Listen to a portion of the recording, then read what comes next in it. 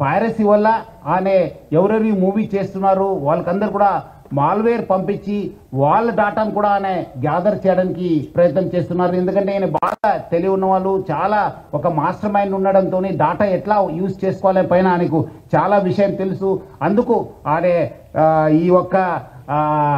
ఈ ప్రమోట్ చేస్తూ వాళ్ళంతా ఇండివిజువల్ డాటా కూడా కలెక్ట్ చేయడం జరుగుతుంది.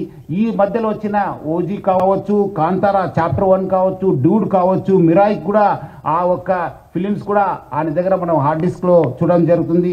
సో ఆయన ఏ మూవీ మార్నింగ్ రిలీజ్ అయిందంటే by evening that movie to be in his వెబ్సైట్లో పెట్టేసి ప్రజలందరూ కూడా ఆకట్టుకునే వాళ్ళు.